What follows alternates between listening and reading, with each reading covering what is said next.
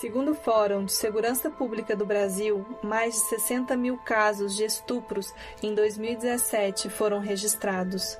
Mas, como a taxa de subnotificação desse tipo de crime é alta, estima-se que só 10% seja de fato comunicado à polícia. Sendo assim, esse tipo de caso pode passar de 500 mil por ano. Em torno de 530 mulheres acionam a Lei Maria da Penha por dia, ou seja, 22 mulheres por hora.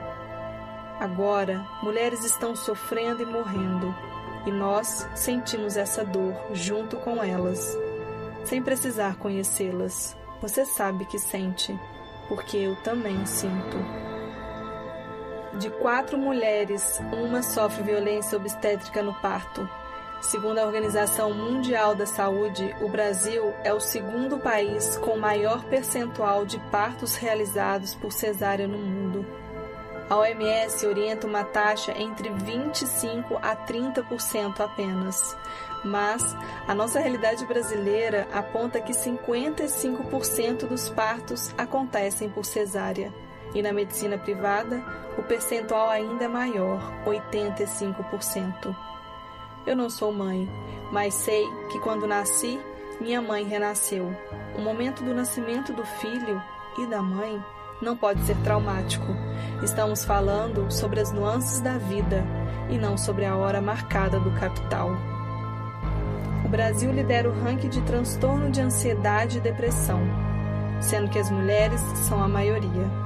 Isso não é de se surpreender quando apenas 4% das mulheres se sentem bonitas, quando são registrados mais de 2 milhões de casos de bulimia anualmente no Brasil, sendo 90% dos casos do gênero feminino.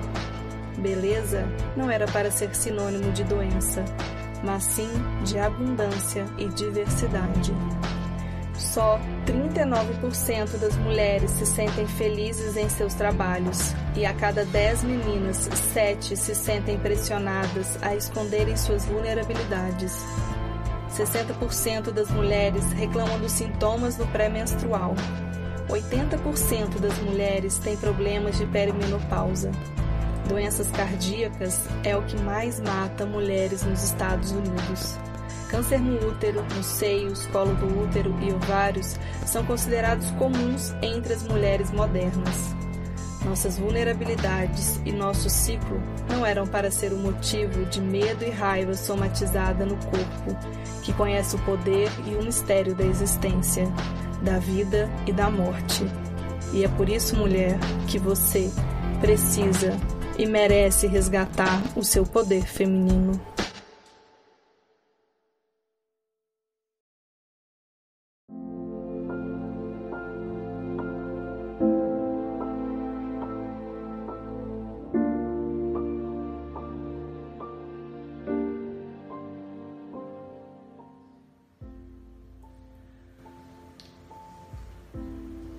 Pois é por isso e por muito mais que nós precisamos e merecemos resgatar o poder feminino. É por isso e por muito mais que nós precisamos e merecemos curar o feminino dentro e o feminino fora.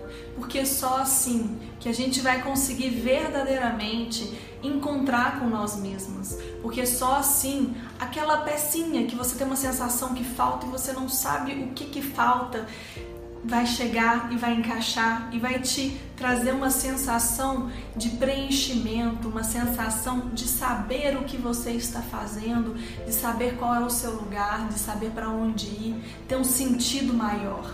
O resgate do feminino para você enquanto mulher é exatamente essa sensação de saber quem é você, o que você quer, para onde você quer. E isso está muito ligado com todos os seus desejos, seja no âmbito profissional, seja no pessoal, no amoroso, na sua relação com você. A pecinha que falta, essa pecinha que às vezes leva para depressão, para ansiedade, para angústia, para o não sei, é exatamente o resgate do seu contato com os seus poderes femininos. E isso vai ajudar você, as pessoas ao seu redor e o mundo, porque a gente é uma teia, porque tá todo mundo interligado. Então, é por isso que eu desenvolvi com muito carinho, com muito amor, esse workshop aberto Mulher de Poder, que antecede ao programa de aprofundamento Mulher de Poder, para compartilhar com vocês conhecimentos, informações fundamentais para que você possa resgatar todos os seus poderes femininos, para que você possa começar a ampliar a sua visão e para você começar a se perceber enquanto mulher neste mundo, na sua família, no seu trabalho, no seu propósito, a sua relação com você. E dessa maneira você vai ver o quanto a gente vai trabalhar aqui também questões do mundo, da sociedade, e como essa troca do micro e do macro é fundamental. E quando você se cura, quando você se trabalha, quando você resgata o seu poder, você na verdade está fazendo por você, pelas suas ancestrais, pela sua futura linhagem, pela sua família e pelo mundo. Então, esse workshop, eu quero te contar uma história, a sua história. A sua história, ela não começa quando você nasceu. Também não começa quando a sua mãe engravidou de você. Também não começa quando a sua avó engravidou da sua mãe. Começa há muito, muito, muito tempo atrás. Então a gente vai fazer uma jornada pela história da construção do que é ser mulher dentro dessa sociedade patriarcal. E a gente vai começando também a desconstruir tudo isso dentro de nós. É um processo profundo, intenso, que leva tempo, mas essas informações são preciosas. E você vai começar a perceber muitas coisas que você não tinha consciência antes. E eu tenho certeza que aos poucos, com as dicas, com as meditações, com as informações e reflexões que eu vou compartilhar com você aqui, muitas coisas vão começando a mudar. E essa sensação de mulher fragmentada, uma pecinha que estava aqui, outra aqui, elas vão começar a se encaixar e você vai percebendo um sentido, e esse sentido é sentido através da intuição, da criatividade, das suas sensações, das suas percepções, reflexões. Então, durante o tempo que você estiver fazendo esse mini curso, também esteja atenta com você, esteja presente, ouvindo o seu coração. Pega um caderno, deixa do seu lado, anota o que você acha interessante, anota as suas reflexões, os seus sonhos, vai colocando tudo aquilo que vem e que às vezes você não entende muito bem no papel, porque nesse momento eu vou te convidar a expandir a sua consciência, eu vou te convidar a expandir a sua visão sobre o que é ser mulher, sobre o que é poder feminino, o que é ser capaz de alcançar os seus desejos, os seus sonhos, através de ferramentas que não estão fora e sim dentro. Bom, você pode achar isso meio loucura, achar que, Raquel, não dá pra fazer isso. Mas eu quero compartilhar com vocês alguns depoimentos de mulheres que fizeram o meu programa e que conseguiram chegar nesse lugar com muito trabalho, com muito aprofundamento, com muito esforço, mas chegaram. Então esse é o depoimento da Luciana Amaral. Você abriu um caminho maravilhoso na minha vida. Foi uma jornada de guerreira mesmo. Era casada há quase 10 anos e me separei no meio de um tratamento para engravidar.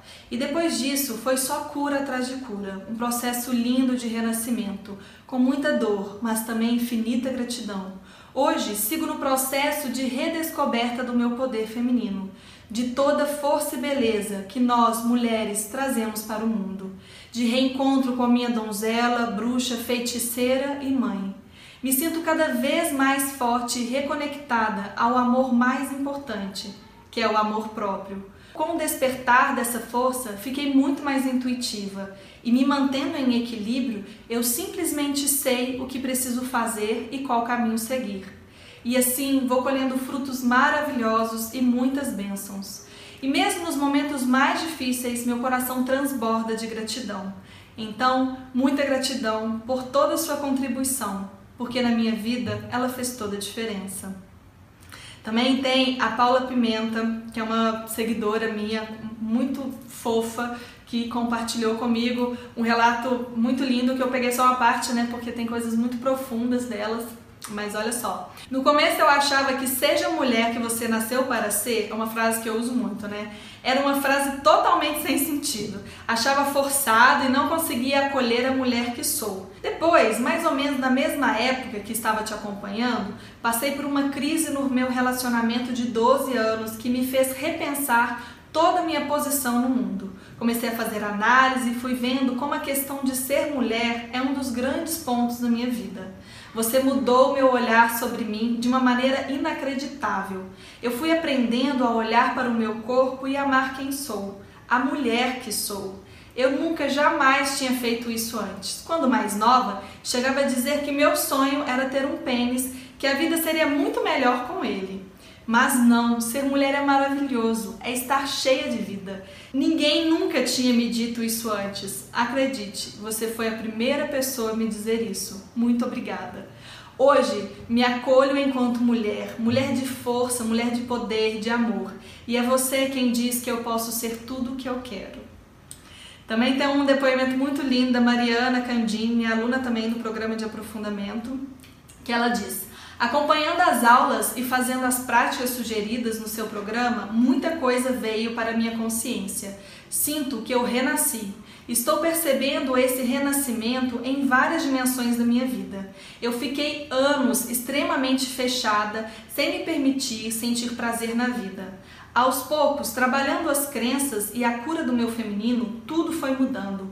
Agora, estou reaprendendo a sentir prazer na vida, prazer em cuidar de mim, e estou fazendo isso sem culpa. O resultado do trabalho com as crenças limitantes foi incrível. Tudo voltou a fluir e a vida está mais próspera. Outra coisa que eu percebi é que eu tinha acumulado muito conhecimento, mas minhas crenças negativas não me permitiam manifestá-las. Agora eles são livres e eu posso acessá-los. Hoje posso dizer, sou uma mulher mais feliz comigo mesma, com mais auto-amor, autoconfiança e mais prosperidade. Bom, é possível.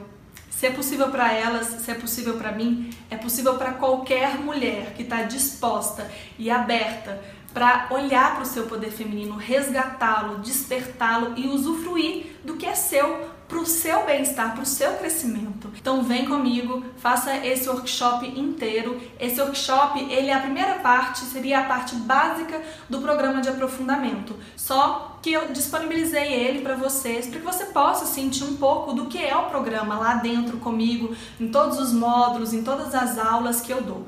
Tá? Então aproveite, usufrua, mergulhe dentro de você e resgate o seu poder feminino. Bom, e hoje a aula a gente vai falar sobre como a sociedade patriarcal conseguiu enfraquecer a mulher. Qual que foi esse processo? Porque foi um processo, né? Então a primeira coisa, a gente tem que entender que a base do patriarcado é a dominação, que está muito ligada à competição, à exploração, que é essa imposição e o controle, e a agressividade, que é o mais forte dominando o mais fraco. Bom, e aí, se você pensa que essa é a base do patriarcado, você vai pensar que a sexualidade é a base da vida. Então, a sexualidade da mulher, ela foi altamente podada, controlada e fragmentada para enfraquecer o poder feminino. Você vai entender no decorrer do workshop que esse processo de enfraquecer a sexualidade da mulher não era só para enfraquecer a mulher e colocar ela como objeto de desejo do homem, era algo muito maior, era para enfraquecer o feminino coletivo, tá? Bom, e aí se a gente pensa, a sexualidade, ela é um pilar da vida, não é o sexo. Vamos pensar, o sexo, ele é a relação com o outro. Você está compartilhando, você está vivenciando com o outro, você se relaciona com o outro. A sexualidade, ela vem antes, ela é uma relação com você mesma, é um processo individual de autodescoberta, de autoconhecimento, é um autoprazer, é você com você. Então, se a sexualidade é esse processo, o primeiro processo, que é a minha relação comigo mesma, existe um indivíduo aí, existe um sujeito. Só que a mulher, ela não teve esse direito. A mulher, ela não era sujeito da própria vida, ela era objeto de desejo. Então, a sua sexualidade foi totalmente podada e pouco desenvolvida. Bom, falei que eu ia contar para vocês um pouco da minha jornada. Eu comecei a trabalhar com mulheres quando não existia quase nada sobre sagrado feminino, quando o movimento feminista ainda era muito pouco dentro das redes sociais como hoje é. Eu tinha 18 anos e eu fui dar aula de dança do ventre numa comunidade. E lá eu fui percebendo que faltava a pecinha que eu falei no começo para vocês. A gente dançava, eu ensinava técnica, postura, mãos, ondulação, movimentos, mas tinha algo que estava entre o espelho e ela, algo que estava entre eu e ela, entre cada mulher. E eu não sabia muito bem como que eu podia ajudar, porque também faltava em mim. E foi aí, sem saber muito, que intuitivamente, por eu estar cursando psicologia, eu senti vou fazer círculo de conversa, porque eu sei que a palavra tem poder. Eu sei que estar em grupo, que ser ouvida e falar tem muita cura. Então foi aí que eu comecei. Eu comecei a fazer círculos de meninas, então meninas de 8 até 12 anos. Eu fiz também círculos de jovens, de 12 até os seus 18, e de mulheres, de 18 até os seus 50, 55, enfim. Isso ia de acordo com a turma, que era mais ou menos separado nas faixas etárias, né? Com as meninas, como eu não sabia, foi algo muito intuitivo, foi um processo mesmo que aconteceu, eu abria pra gente conversar sobre o que era ser mulher e o que era essa sensualidade, que é algo que vem da dança do ventre, né? E a gente ia conversando, e uma vez uma menina, ela trouxe sobre a menstruação, que a pior coisa da vida dela era menstruar. Ela tinha 8 anos e ela já tinha menstruado, ela sentia muitas cólicas. E foi quando eu percebi que a gente precisava de falar. E várias meninas, essa era uma, né, era um caso atípico ali, que tinha 8 anos e já tinha menstruado, e muitas outras não tinham menstruado, que era de 8 até 12 essa turma, né? E várias falaram assim, a pior coisa do mundo, nossa, eu quero que a minha chegue quando eu tiver 17 anos, porque eu não quero tornar mulher, porque ser mulher é muito ruim, é muito penoso, e a minha vida vai acabar, e aquela coisa toda. E aí eu falava assim, mas quem te contou que é assim? Uai, minha mãe, meu pai, meu irmão, todo mundo fala que minha mãe tá monstruada, todo mundo fala que é horrível, que minha vida vai acabar. Então eu fui percebendo que elas tinham crenças de coisas que elas não tinham vivido ainda, que era pela construção da sua criação, pelo que a mãe, pelo que o pai viu, pelo que a mãe viveu, pelo que a irmã falou, e que isso tudo estava ao redor dela. E eu fui fazendo um processo com elas dizendo que, olha, pode ser diferente. Aí vocês estão vendo algumas fotos de alguns exercícios, algumas dinâmicas que eu fiz de desenhos. A gente escreveu tudo que a gente achava sobre menstruação na primeira parte, e depois a gente escrevia, elas, né, no caso, escreviam no segundo o que elas estavam ressignificando. E esse processo foi muito intuitivo e foi muito profundo pra mim, porque eu ressignifiquei muita coisa junto com elas. E foi um momento muito marcante na minha vida, que quando uma aluna de 10 anos chegou pra mim e falou assim, tia, eu entrei na lua. E com um sorriso, sendo que alguns meses atrás ela tinha pânico disso, e eu fiquei tão feliz, eu abracei, eu beijei, a gente celebrou e a gente fez um círculo só pra celebrar o dia que ela menstruou, e a gente ficou assim, yes, você tá feliz por isso, parabéns. Aí na outra aula eu dei flores pra ela. Foi um processo muito lindo, e isso fez as meninas desejarem querer menstruar, porque elas queriam uma festa, elas queriam flores, elas queriam agora falar que estavam na lua, né? Bom, um outro caso também, porque eu fui trabalhar essa sexualidade com as jovens, né, dos seus 12 até os seus 18, dessa questão que é tão confusa, porque é um tabu a sexualidade. Então, ao mesmo tempo que eu quero muito, que eu estou com os hormônios, assim, lá no alto, eu também não posso, eu tenho que fechar as pernas, eu tenho que me privar, eu não posso engravidar porque eu menstruei, então a pior coisa, eu preciso de, né, nisso tudo, depressão, ansiedade, transtornos alimentares, tentativas de suicídio, foi o que eu mais vi. Então, nesse processo, a gente foi trabalhando muito sobre o que eu quero, porque eu via muito a relação com o outro. Como eu disse para vocês, essa questão da sexualidade na vida da mulher não parte da relação com ela, e sim do sexo, ou seja, com o outro. Então, tudo que as meninas, as jovens, né, viviam, as meninas que estavam florescendo, as adolescentes, viviam, era essa relação com o outro. E que tá tudo bem, é o momento que a gente descobre, que a gente se apaixona, que é aquela loucura, né? Mas precisa vir o indivíduo antes. Então, eu não sabia muito bem dessas coisas de poder feminino e tudo mais, mas eu sabia uma coisa com a minha formação de psicologia, né? Que tudo vem de dentro. Então, tudo eu fui trazendo pra elas. Mas e a gente? Mas e você? E você? E vários processos foram muito lindos. Um deles é o que eu me emociono muito também, é um outro caso de uma aluna que se cortava, e eu falei, escreva Escreva quando estiver difícil. Eu vi ela chegando com os pulsos cortados e depois de um processo de escrever, ela começou a parar de se cortar. Isso pra mim foi algo muito, muito especial. Então, enfim, assim, 1000 histórias também com as mulheres mais velhas, vendo as mulheres que não gostavam de se ver com um top, né, com a barriga aparecendo diante do espelho, pós-gravidez, que não conseguia ser sensual, falar de sexo, só falava de filho, de trabalho, de marido. Ver todo esse processo de trabalhar sua sensualidade, o seu poder, a sua autonomia, o indivíduo, né, porque isso tem muito na mulher, o outro, os papéis que eu tenho que ocupar, os estereótipos, o que eu tenho que fazer na vida, né? E essa vida compartilhada, não essa vida para mim. Então eu fui trazendo isso e fui vendo muitas transformações. Depois foi passando o tempo, eu parei de trabalhar nesse lugar e aí eu vi que eu precisava de expandir. Então comecei a aprofundar os meus estudos. Aí começou o boom do sagrado feminino, então eu pude aprender muitas coisas e hoje eu levo isso para os meus cursos presenciais, as minhas imersões e os meus cursos também online, né? E aqui agora compartilhando com vocês um pouquinho nesse workshop. Bom, respira. E aí, vamos voltar lá. Então, a sexualidade, ela é um pilar da vida. Ou seja, ela é um meio de dominação, exploração e agressividade para o homem enfraquecer a mulher. Como eu dei vários exemplos agora aí nessas contações de caso, de como a gente fica distante de nós mesmas nesse processo. Bom, esse processo, o que ele culminou? Qual que era o objetivo maior do patriarcado? Fragmentar o feminino. Vocês vão entender muito sobre isso na próxima aula. Mas agora, o que eu quero dizer para você? O feminino fragmentado foi essa ideia em que você tem que escolher. Escolher é uma escolha subjetiva, inconsciente, mas existe essa escolha. E que você vai ser ou dependente, frágil, passiva, ou então algo que é transgressor, irracional, profano, algo que vem do pecado. Então separa isso. Como assim separa isso, Raquel? Não tô entendendo. Vou te contar. Primeira coisa para você entender essa separação, a gente tem que falar do modelo cristão.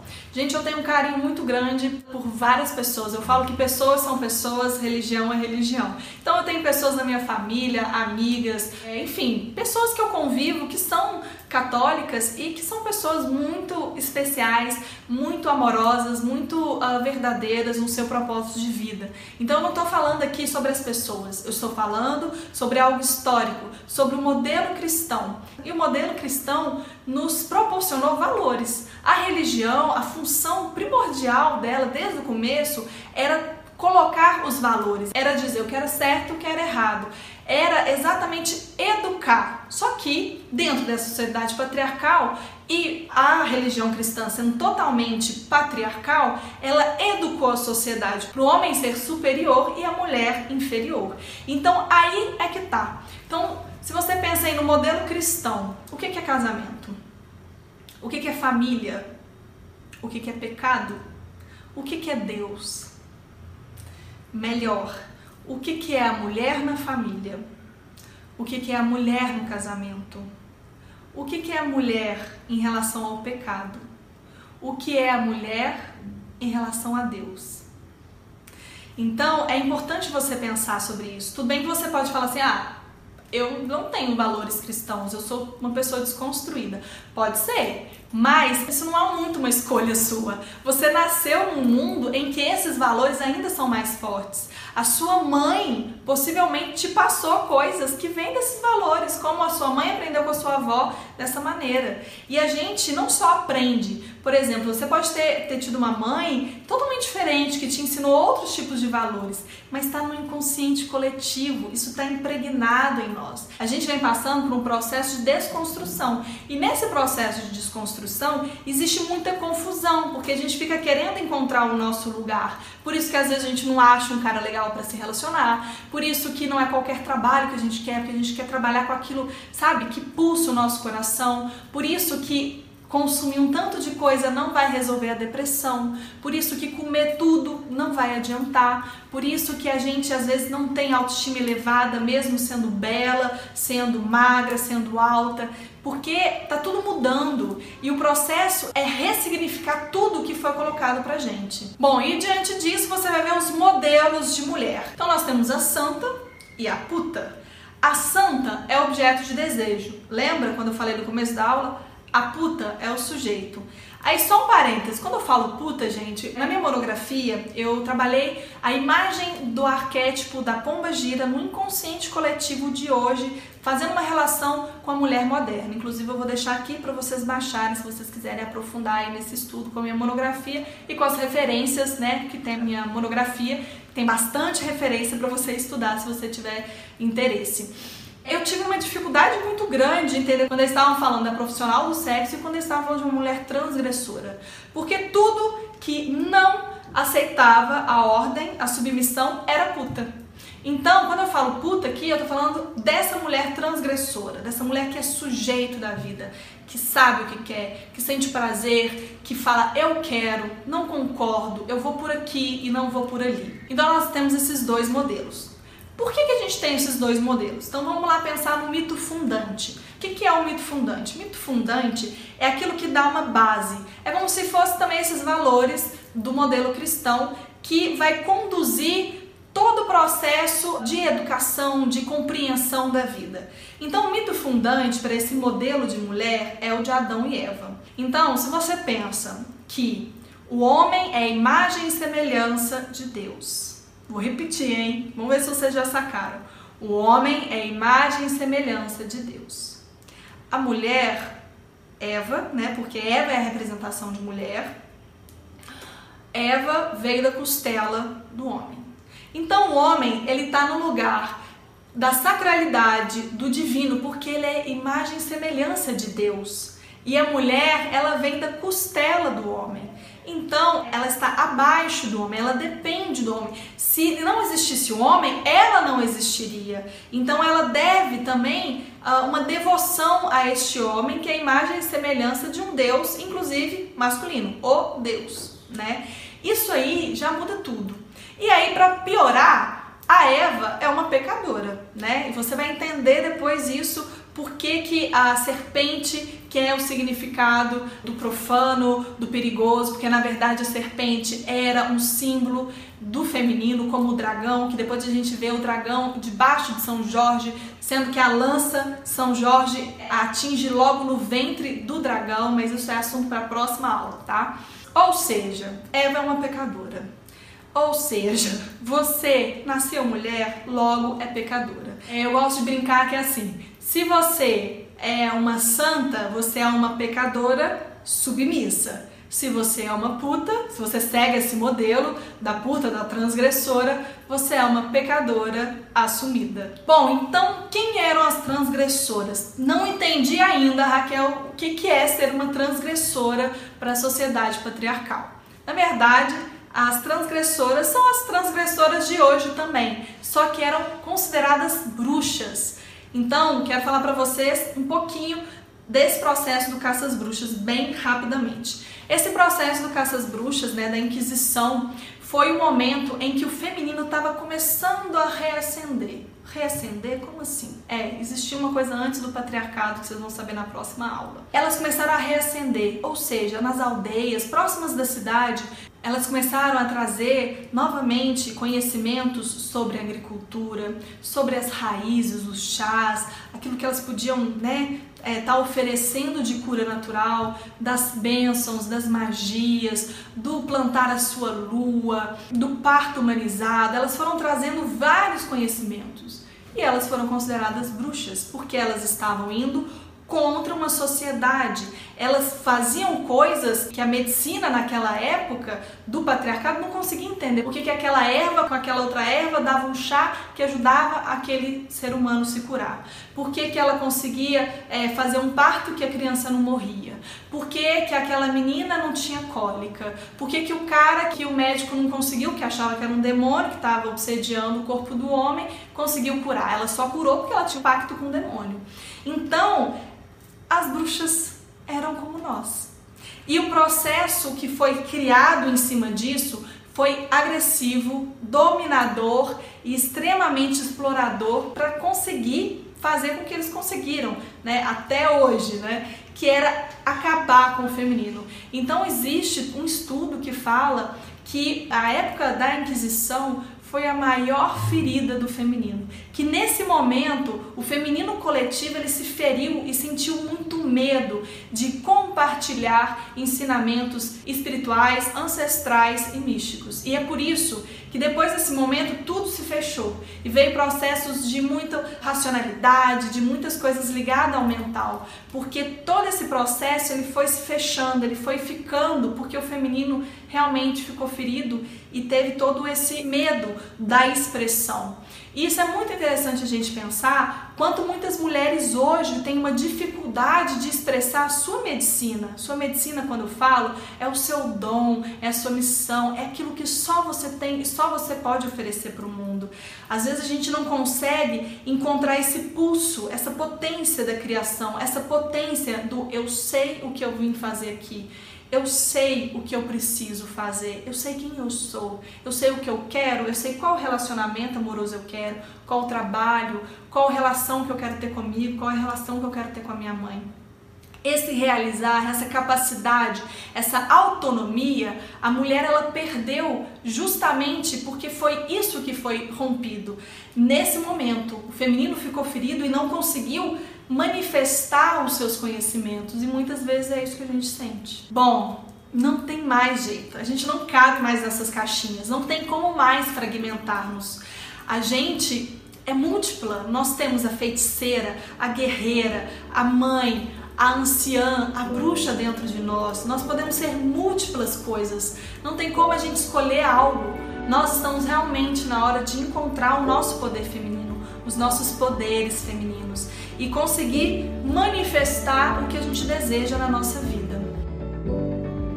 No início, as pessoas oravam para a Criadora da vida. No alvorecer da religião, Deus era mulher. Merlin Stone.